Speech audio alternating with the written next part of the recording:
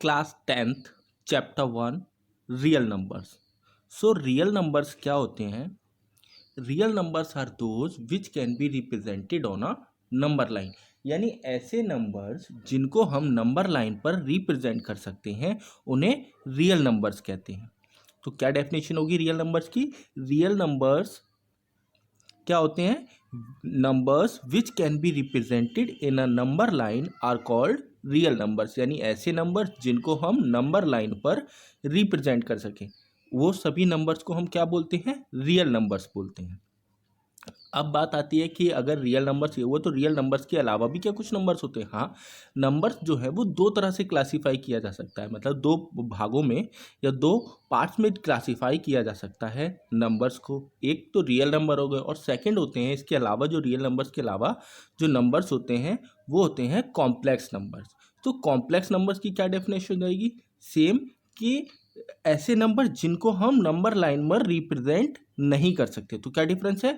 Real numbers को हम number line पर रिप्रेजेंट कर सकते हैं, वहीं जो कॉम्प्लेक्स नंबर्स होते हैं उनको हम नंबर लाइन पर रिप्रेजेंट नहीं कर सकते। अब बात आती है कि कॉम्प्लेक्स नंबर्स की स्टडी की। तो कॉम्प्लेक्स नंबर्स की स्टडी जो है वो क्लास 10 तक हमें नहीं करनी है, यानी कि फर्दर क्लासेस में आप 11th 12th या फिर ग्रेजुएशन या पोस्ट ग्रेजुएशन अगर मैथ से करेंगे तब आपको कॉम्प्लेक्स नंबर्स को पढ़ने की नीड होगी। बट अभी हमें क्या पढ़ना है?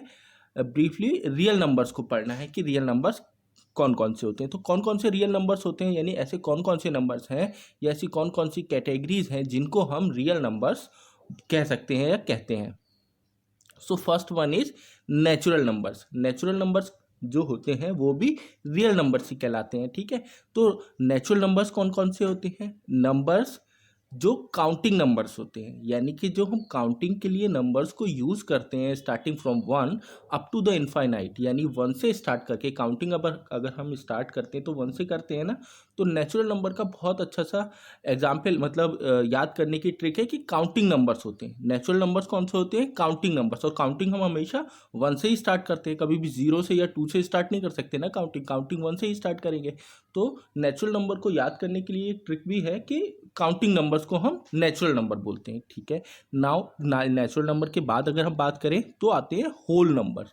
होल नंबर्स जो होते हैं वो 0 से स्टार्ट होते हैं, मीन्स 0 1 2 3 4 अप टू इनफाइनाइट, यानी 0 से लेके इनफाइनाइट तक जितने भी नंबर होंगे वो सब होल नंबर्स होते हैं।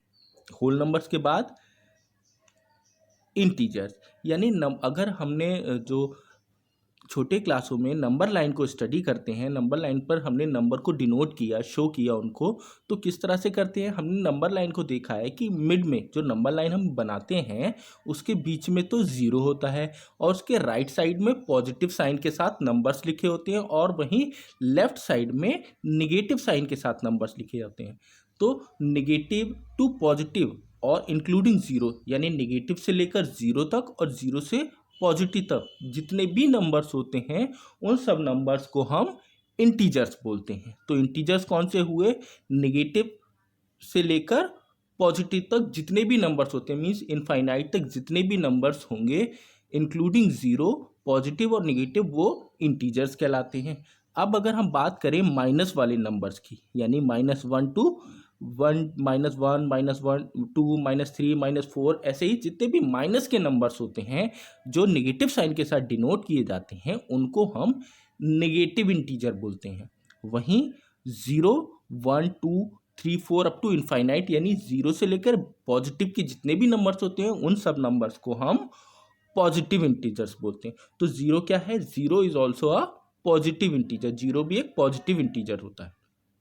अभी तक हमने रियल नंबर्स में किन किन नंबर्स को देखा? नेचुरल नंबर्स को देखा, होल नंबर्स को देखा, इंटीजर्स को देखा। सो इंटीजर्स के बाद आते हैं रेशनल नंबर्स। रेशनल नंबर्स यानी कि पी अपॉन क्यू की फॉर्म में हम इनको लिख सकते हैं, यानी कि फ्रैक्शनल नंबर या रेशो की फॉर्म में जो लिखे जाते हैं इन नंबर्स को हम क्या बोलते हैं? रेशनल नंबर्स बोलते हैं। तो इनमें क्या है? ऐसे नंबर जिनको हम पी अपॉन क्यू की फॉर्म में लिख सकते हैं, साथ ही क्यू यानी कि पी अपॉन क्यू की फॉर्म में लिख रहे हैं तो पी क्या होगा? डिनोमिनेटर हो, वो न्यूमिनेटर होगा, और क्यू क्या होगा? डिनोमिनेटर होगा। तो इसके लिए कंडीशन होती है कि q यानी कि जो डिनोमिनेटर में नंबर है वो कभी भी जीरो नहीं होना चाहिए। तो रेशनल नंबर क्या है, p अपॉन q की फॉर्म में, यानी न्यूमिनेटर अपॉन डिनोमिनेटर की फॉर्म में लिख सकें, साथ ही जो डिनोमिनेटर है वो जीरो के इक्वल नहीं होना चाहिए। इसके बाद आते हैं इर्रेशनल नंबर्स। तो इर्रेशनल नंबर्स कौन से होते हैं? इर्रेशनल नंबर्स जो ऐसे नंबर जिनको हम p अपॉन क्यू की फॉर्म में नहीं लिख सकते, वो नंबर्स क्या कहलाते हैं? इर्रेशनल नंबर्स कहलाते हैं।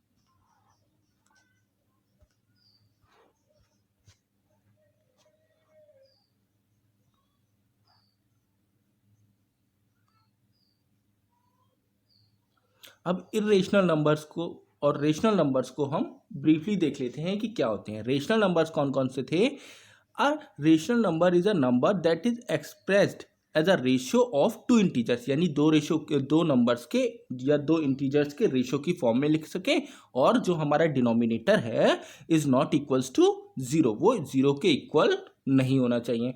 अब rational numbers are of also two types, दो तरह के रेशनल नंबर्स होते हैं। देख लेते हैं कैसे। जैसे कि सपोज कहीं पर लिखा हुआ है 5/4, और एक और रेशनल नंबर हम ले लेते हैं 10/3। अब इनको हम लोग सॉल्व कर लेते हैं। पहले हम 10/3 को सॉल्व करते हैं। अगर हम 3 से 10 को डिवाइड करेंगे तो क्या होगा? 3 1 ज़ा 3, 3 ज़ा 9 और 1, डेसिमल लगाएंगे, फिर 0, अगेन 3 3 ज़ा 9, और फिर से कितना बचेगा? 1, फिर डेसिमल लगा रखा है हमने तो 0 फिर से लिख सकते हैं, फिर से 3 3 ज़ा 9, और अभी भी हमारा रिमाइंडर कितना बचेगा? 1। तो इस क्वेश्चन को क्या हम कभी सॉल्व कर सकते हैं? इसको आप जब भी इसको पूरी तरह से सॉल्व नहीं कर सकते, मीन्स रिमाइंडर में 1 अगेन एंड अगेन आता रहेगा। जब तक आप सॉल्व करते रहोगे तब तक रिमाइंडर में 1 आता रहेगा। वहीं अब इस वाले क्वेश्चन को करके देखते हैं क्या होता है। 1 ज़ा 4, 1 ज़ा 4 हो जाएगा, डेसिमल 0, 2 ज़ा 8। अब हमारा यहाँ पर कितना बचेगा? यहाँ पर लिख देता हूँ मैं 2, डेसिमल हम लगा चुके हैं तो 0, 4 5 ज़ा 20। अब हमने क्या देखा है, यहाँ पर जो था वो रिमाइंडर 0 आ गया। रिमाइंडर 0 आ गया मीन्स जो हमने डिवाइड किया ये टर्मिनेट हो गया या ख़त्म हो गया।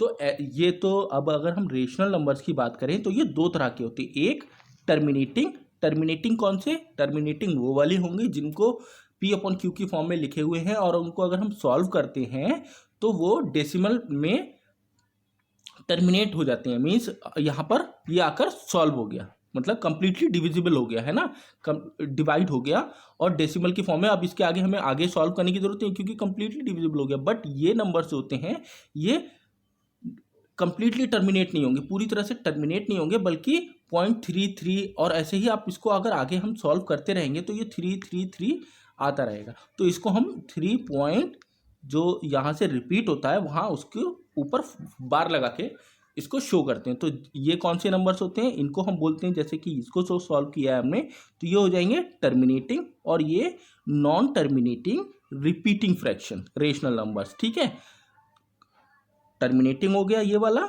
और ये non terminating repeating rational numbers. तो इस तरह से हमने देखा कि रेशनल नंबर्स भी दो तरह के होते हैं।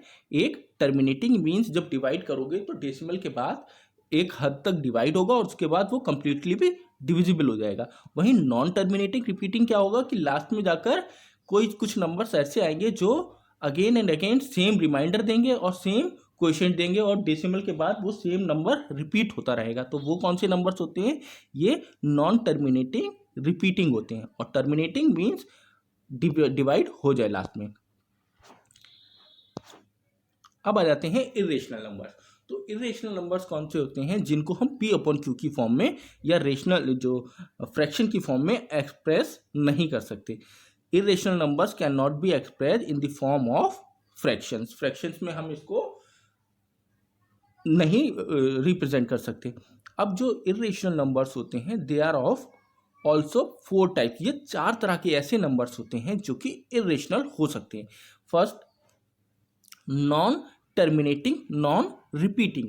अभी हमने रेशनल में क्या देखा था, नॉन टर्मिनेटिंग रिपीटिंग, और यहां पर क्या है, non terminating non repeating. Means divide करने पर क्या हो रहा है कि वो टर्मिनेट नहीं हो रहे है ना, कंटिन्यू। जैसे कि ये नंबर लिखा हुआ है 0.01 001 000 4 टाइम्स 01, नेक्स्ट स्टेप क्या होगा 4 टाइम्स 01, फिर 5 टाइम्स 01। तो इस तरह से ये कंटिन्यू और अप डॉट डॉट है, means up to the infinite है ये नंबर। तो ऐसे नंबर्स क्या होंगे, इरेशनल नंबर्स होंगे जो इस फॉर्म में लिखे हों, जो रिपीट भी नहीं हो रहे हैं और एक सीक्वेंस में नंबर्स बढ़ते जा रहे हैं। जैसे कि 01 था, फिर 001, फिर 0001, नेक्स्ट स्टेप 4 टाइम्स 01, 5 टाइम्स 01। तो ये सब नंबर्स क्या होते हैं, इरेशनल नंबर्स होते हैं।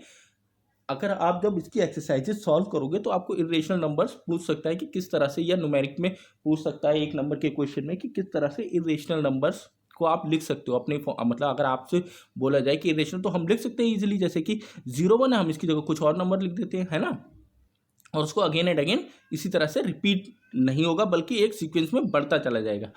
इसके अलावा नॉन टर्मिनेटिंग नॉन रिपीटिंग के अलावा जो रेशनल नंबर्स होते हैं वो होते हैं ऐसे स्क्वायर नंबर्स जिनका स्क्वायर रूट नहीं होता, परफेक्ट स्क्वायर रूट ना हो, जिनका परफेक्ट स्क्वायर रूट ना हो। जैसे कि √2, ये क्या होगा, एक इरेशनल नंबर होगा क्योंकि इसका परफेक्ट स्क्वायर रूट नहीं होता। √3 का भी नहीं होता। √4 का परफेक्ट स्क्वायर रूट होता है, दैट इज 2। अगर √4 का परफेक्ट स्क्वायर रूट निकालेंगे तो वो क्या होगा, 2 हो जाएगा। तो ये क्या होगा, ये एक रेशनल नंबर हो जाएगा। इरेशनल नंबर के लिए क्या कंडीशन है कि उन नंबर्स का परफेक्ट स्क्वायर रूट नहीं होना चाहिए। तो √5 हो गया, 6 हो गया। और थर्ड टाइप क्या है इसका इरेशनल के, कि नॉट अ परफेक्ट क्यूब, यानी उनका परफेक्ट क्यूब भी नहीं होना चाहिए। ऐसे नंबर जिनका अगर हम क्यूब रूट निकालें तो उनका परफेक्ट क्यूब रूट नहीं होना चाहिए। जैसे कि 8, √8 है, तो अगर हम उसका परफेक्ट क्यूब रूट निकालेंगे तो उसका क्या होगा, 8 हो जाएगा। 8 का अगर क्यूब रूट निकालेंगे तो 2 हो जाएगा। तो 2 क्या होगा, 2 रेशनल हो जाएगा, इरेशनल नहीं होगा। और इसमें हमें क्या कंडीशन है कि परफेक्ट क्यूब नहीं होना चाहिए, परफेक्ट क्यूब नहीं होना चाहिए।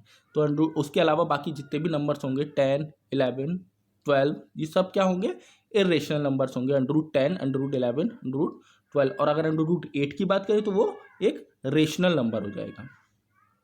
और फोर्थ नंबर है पाई, यानी पाई भी एक इरेशनल